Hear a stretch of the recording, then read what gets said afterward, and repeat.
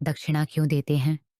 दक्षिणावतामिदमानि चित्रा दक्षिणावताम दिव्य सूर्यास दक्षिणावंतो अमृतम भजते दक्षिणावंत प्रतिरंत आयु दिव्य चमकीले चित्र हैं। दक्षिणा देने वाले ही भूलोक में सूर्य की भांति चमकते हैं। दक्षिणा देने वालों को अमृत प्राप्त होता है और दक्षिणा देने वाले ही दीर्घायु होकर जीवित रहते हैं। शास्त्रों में दक्षिणा रहित यज्ञ को निष्फल बताया गया है। जिस वेदवेत्ता ने हवन आदि कृत्य मंत्रोपचार करवाए हों, उसे खाली हाथ लौटा देना भला कौन उचित कहेगा। इस संस्कार के द्वारा वर और वधू दाम्पत्य सूत्र में बंधते हैं और एक दूसरे के जीवन साथी बनकर भविष्य में परिवार चलाते हैं। विवाह 8 प्रकार के होते हैं, जैसे ब्राह्म, देव, आर्ण, प्रजापत्य, असुर, गंधर्व, राक्षस और पिशाच। उसमें प्रथम 4 श्रेष्ठ और अंतिम 4 निकृष्ट माने जाते हैं। हिंदू संस्कृति में विवाह कभी न टूटने वाला एक परम पवित्र धार्मिक संस्कार है, यज्ञ है।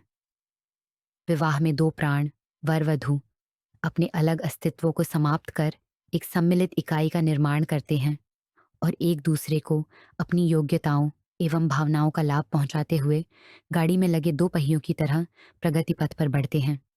विवाह 2 आत्माओं का पवित्र बंधन है, जिसका उद्देश्य मात्र इंद्रिया सुख भोग नहीं, बल्कि पुत्रोत्पादन, संतानोत्पादन कर एक परिवार की नींव डालना है। सृष्टि के आरंभ में विवाह जैसी कोई प्रथा नहीं थी। कोई भी पुरुष किसी भी स्त्री से यौन संबंध बनाकर संतान उत्पन्न कर सकता था। पिता का ज्ञान न होने से मातृपक्ष की ही प्रधानता थी तथा संतान का परिचय माता से ही दिया जाता था। वह व्यवस्था वैदिक काल तक चलती रही। इस व्यवस्था को परवर्ती बाद के महर्षियों ने चुनौती दी तथा इसे पाश्विक संबंध मानते हुए नए वैवाहिक नियम बनाए।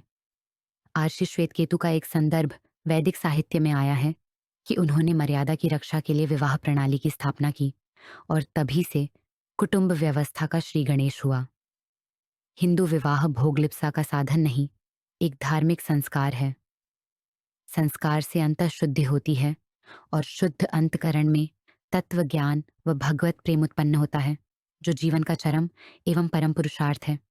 मनुष्य के ऊपर देवऋण, आर्षिऋण एवं पितृऋण, ये 3 आरण होते हैं।